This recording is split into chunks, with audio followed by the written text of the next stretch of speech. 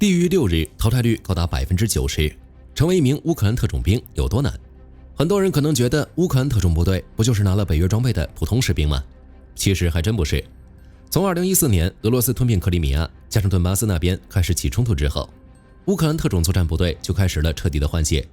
在美英等北约大哥的补课下，搞了一出彻底的去苏维埃化，全套照搬北约标准。到了2022年，乌俄战争爆发，这套体系在真正的实战里进一步升级。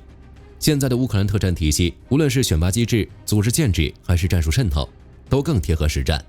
更狠的还是选拔，能把士兵的生理和心理都逼到极限。那么如何才能成为一名合格的乌克兰特种兵？特种部队的选拔到底有多难？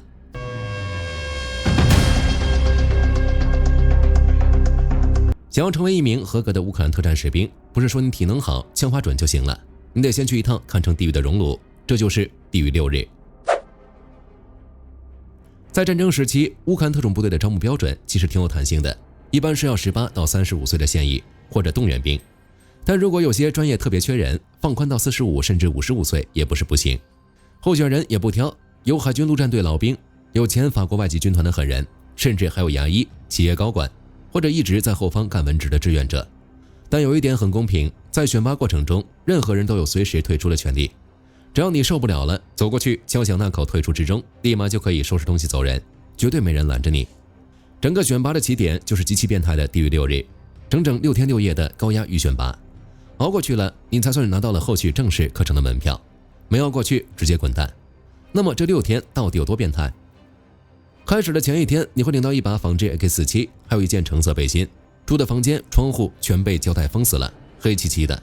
里面只有几张铺着泡沫垫的双层铁架床。从你走进去的那一刻起，你就没有名字了，只有一个可以缝在制服上的号码。训练正式开始后，教官会告诉你接下来几天的规矩：准备好爬行、跳跃、奔跑，背着装满砖头一样的背包，无休止的行军，每天几百上千个波比跳、俯卧撑、深蹲，每天只能睡1个小时。有时候教官心情好，多给你几分钟；心情不好，直接不用睡了。至于吃饭，早餐、午餐、晚餐，每次只有4分钟。这还只是开胃菜，你的背包必须保持在20公斤，里面不准带水和武器。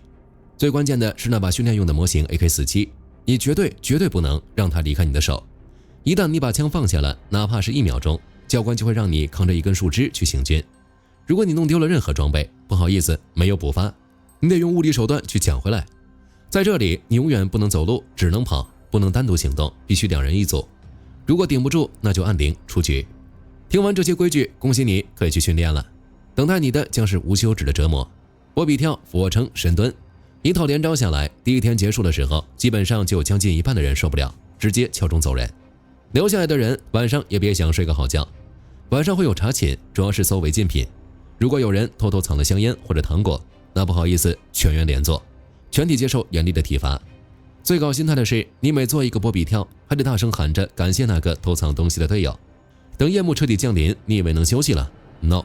背上你的20公斤背包，开始20公里的夜间急行军。跑完之后，刚躺下不到30分钟，警报又拉响，全体集合。天刚蒙蒙亮，喊起必然的时候，所有人被蒙上眼睛，被赶进冰冷刺骨的水里清醒一下。到了第2天，还是重复的配方：俯卧撑、爬行、跑步。唯一不同的是会有拳击，考察你在被击倒、剧痛或极度疲劳的情况下，是否还能站起来继续战斗。晚上又是新一轮的折磨，让你在外面干等6个小时，结果只给你15秒的时间冲进基地。一旦超时或者失败，体罚又来了。在这6天的选拔中，体能训练只是前3天的任务，到了后3天情况就不一样了，那纯粹是为了击溃你心理防线的极限施压。其中最臭名昭著的就是模拟战俘营，这也是最考验心理素质的环节。教官会模拟你在敌后被俘会遭到什么待遇，你的双手会被反绑起来，眼睛被死死蒙住，然后直接被扔进一个极其寒冷的地下室里，一关就是6个多小时。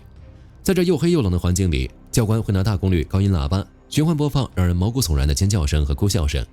不仅是为了不让你睡觉，更狠的是引发你的内疚感、绝望感，测试你在极度疲劳、失去方向和自由的情况下，精神到底会不会崩溃。为了模拟真实战场的致命威胁，后几天的体能惩罚也变得充满了攻击性，比如放军犬咬人。当你在泥地里低姿匍匐前进的时候，教官会牵着专门训练过的军犬过来，这些狗会冲着你疯狂狂吠、猛扑，甚至在教官的手艺下对你进行心理和物理上的威吓。看看你在面对野兽的本能恐惧时还能不能保持冷静。还有水形式体罚，在你做高强度体能训练的时候，教官会拿高压水枪或者冰水对着你狂喷，水量极大，水温极低，喷得你连喘口气都费劲，直接给你模拟一种快要窒息的濒死感。之前如果有人犯错，可能是惩罚个人，到了后几天，只要你的队友撑不住了，整个团队都得跟着倒霉。比如抬重物行军，剩下的候选人会被分成几个小组，一起扛着一个用细钢管焊成的平台，上面装满了极重的负荷。因为钢管很细，重量压下来的时候会死死地勒进肩膀的肉里。只要队伍里有一个人体力不支，脚不乱了，所有的重量瞬间就会被压在其他人身上。在这种极度疲惫，大家都快崩溃的状态下，教官依然会故意给出矛盾的指令，故意制造不公平。火力军觉得这其实就是在观察，看看你们内部会不会起内讧，看看在绝境中到底谁能站出来稳住局面，展现出领导力。如果你命大，熬过了前面所有的毒打，冷水浇头，战俘营和不睡觉，到了第6天的最后，等待你的是一道鬼门关，29公里重装定时行军。达标线极其苛刻，所有人背着23公斤的重装背包，如果是走公路，必须在4.5小时内搞定；如果是那种坑坑洼洼的越野地形，最多给你6小时。到这个时候，候选人的膝盖往往早就磨破流血了，脚底板全是水泡，体能早就被前5天透支得干干净净。这最后的29公里根本不是靠体力在走，完全是靠执念，机械地迈动双腿。经历完这完整的地狱6日，原本浩浩荡荡的参选队伍，淘汰率通常会高达80%到90%。能坚持到最后的人，其实并没有学到什么牛逼的战术技能，因为这6天根本就不教你怎么打仗，它就是一个纯粹的过滤器。但这群熬过战俘营、熬过暗夜和军犬的幸存者，已经向乌克兰军方证明了一件事：在未来的战场上，无论面对多大的绝境、多极端的痛苦，他们都不会屈服。只有这样的人才有资格拿到那张入场券，进入接下来长达数月的课程。熬过了这丧心病狂的地狱周，你以为这就成特种兵了？差得远呢！你将进入长达4到6个月的正式特种部队资格课程，也就是著名的 Q 课程。进入 Q 课程之后，那些折磨人的体罚会变少，取而代之的是密集、专业，而且要求零容错率的现代特战技能学习。当然，你依然要过着与世隔绝的生活，在野外的帐篷营地里住上几个月，严格禁止跟外界联系。在这里，不管你以前是身经百战的老兵，还是个普通平民，所有人全部归零，从最基础的战术纪律开始重新学。在 Q 课程期间，每个人都要根据自己的表现和部队的需求，主攻5大专长之一。第一是指挥官，负责战术制定、小队决策，还要搞定资源协调。第二是武器专家，天上飞的、地上跑的，各种轻重武器都得精通，不仅是自己的，敌方的武器也是如此。比如俄制步枪、机枪、反装甲火箭筒，你不仅得会用，还得会修。第三是工程与爆破专家，算炸药当量，炸桥梁、炸铁路、炸弹药库，排雷布雷全靠你。第四是通信兵，玩转加密电台、卫星通信和无人机，还能在敌后那种强电磁干扰的鬼环境下呼叫炮火支援或者接应撤离。第五是战斗医疗兵，不仅要掌握高级战术、战伤救护，还得能在子弹横飞的恶劣战区给队友止血、切开气管，甚至做轻度外科手术。不过因为特种作战的敌后渗透里，小队就那么几个人，又没有后援，所以乌克兰特战队有一个极其变态的要求，绝对的互换性，就是如果医疗兵倒下了，武器专家得立马冲上去扎止血带，处理气胸；如果工程兵阵亡了，医疗兵也得知道怎么定闹钟引爆 C4 炸药，通信兵也得精通怎么用交叉火力掩护队友。一旦有人重伤或阵亡，其他人必须能无缝接手他的设备，继续完成任务。在这几个月里，大家要接受极其高强度的实战化训练，比如把你扔进没有 GPS、只有地图和指南针的深山老林，或者模拟敌战区，让你进行日夜间定向越野，这往往是淘汰率最高的科目之一。还有 CQB 和高级射击，教官会测试你在极端压力下能不能快速分辨敌我并精准开火。最后还有非常规战争与敌后抵抗，教你怎么偷偷潜入克里米亚或者俄军大后方，建立情报网，联络当地抵抗组织搞破坏。如果你命够硬，熬过了这4到6个月，通过了所有科目的严苛考核，你才算真正结业。在庄严的毕业典礼上，你会拿到代表乌克兰特种作战部队的臂章。顺便说一句，这个阶段淘汰率通常在80%左右，有时候100个人进去，最后毕业的不到20个。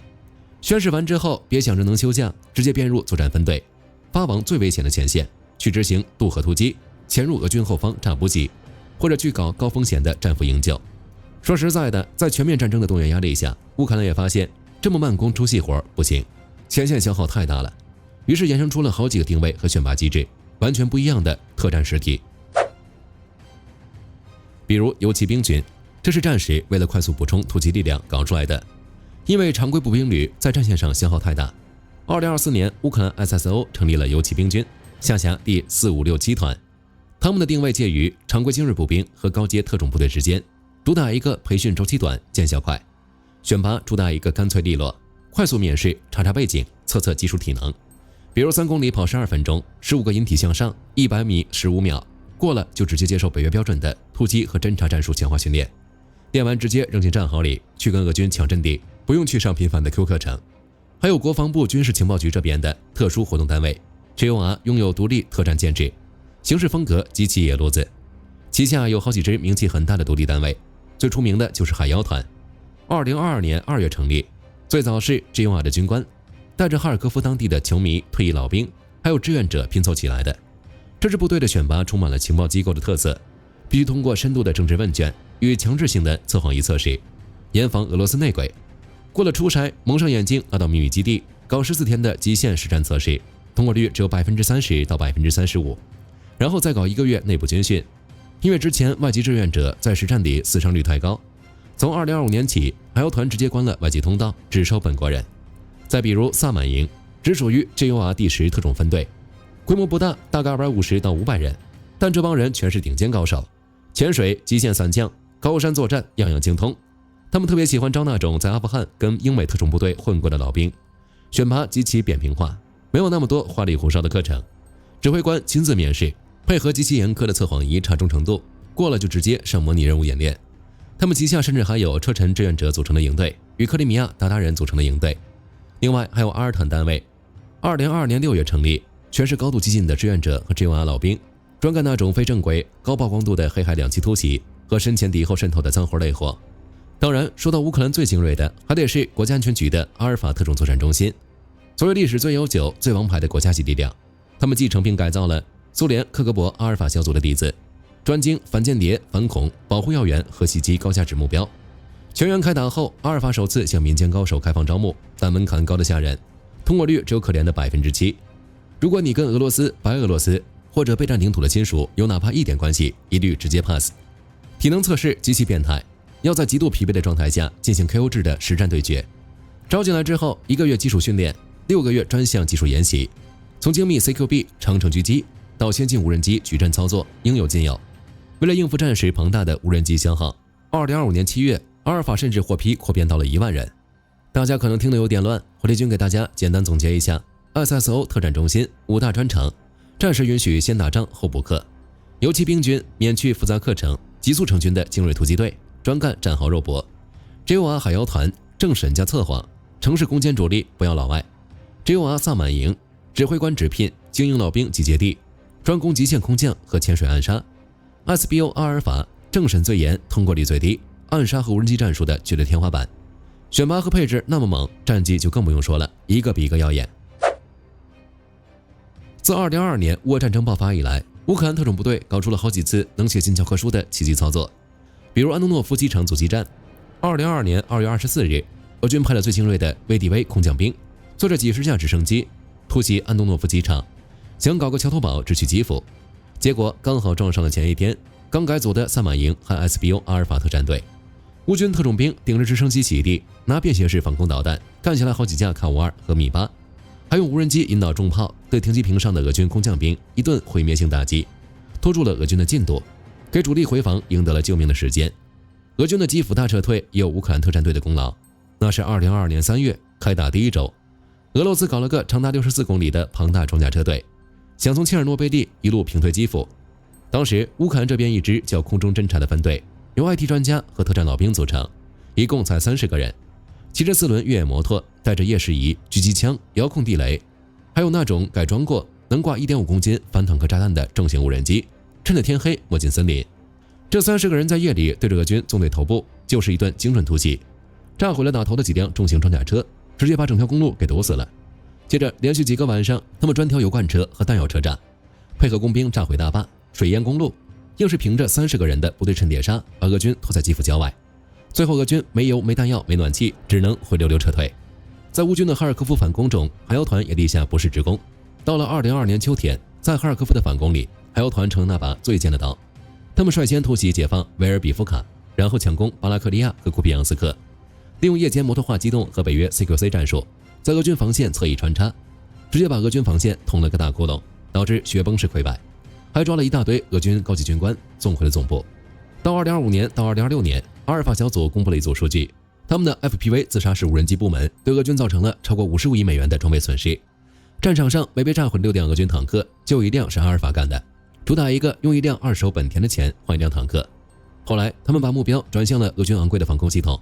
比如 BOK-M3 S400， 累计占了价值40亿美元的防空资产，直接把俄军某些战区的防空网干瘫痪了一半，给自家的海马斯和远程无人机撕开了致命的缺口。说起远程打击，就要聊乌克兰 SSO 联合 GOR 和 SBU。6月6日，他们的无人机长途奔袭1000公里，直接炸了圣彼得堡附近的卡朗施塔德海军基地弹药库，搞出了一连串剧烈爆炸。在克里米亚方向 ，SSO 第3团更是用无人机封锁了陆路通道，见着补给卡车就炸，还重创了琼哈尔战略大桥，顺手瘫痪了2座战略油料中转库，直接掐断了俄军的重油和柴油供应链。总的来说，乌克兰特战队虽然不能彻底改变战局，但可以为乌军赢得机会。在战争刚爆发那会儿，就是靠着 SSO 萨满营粉碎了俄军拿下基辅的图谋，给乌克兰争取到援助进场的时间。后来他们又结合军用通信网络，把俄军昂贵的防空雷达炸得找不着北，彻底打破了俄罗斯在数量上的传统优势。火力军觉得这些特种部队更牛的一点在于他们的威慑力，他们在敌占区搞的地下情报网不仅能搞破坏，还能给远程火力报坐标，逼得俄罗斯不得不把大量部队留在大后方，前线兵力大打折扣。可以说，如果没有这群在地狱6日里熬出来的狠人，这场战争的走向恐怕早就完全不一样了。本期视频到这儿就结束了，各位觉得自己能不能通过乌克兰特种部队的选拔？可以在评论区留言，大家一起讨论。最后不要忘记点赞关注，我是火力军，下期见。好的，各位观众朋友们，我们频道一直在聊真实的军事资讯和武器装备，后台也经常有朋友问有没有值得推荐的入门级模型。今天就和大家分享一款近期接触到的产品。首先，它的外形还原度做得相当不错，比例准确，武器上的一些关键细节和标识也都有体现，材质也说得过去，拿在手上有不错的分量感。其次，它具备一定的可动性，对于理解基础操作原理有一定帮助，让它不仅是个静态摆件。综合它的做工和可玩性来看，价格确实比较亲民。对于想入门模型收藏，或者单纯想在桌上贴一个摆件的朋友来说，是一个性价比很高的选择。商品链接已经给你们上了，感兴趣的朋友可以自行了解。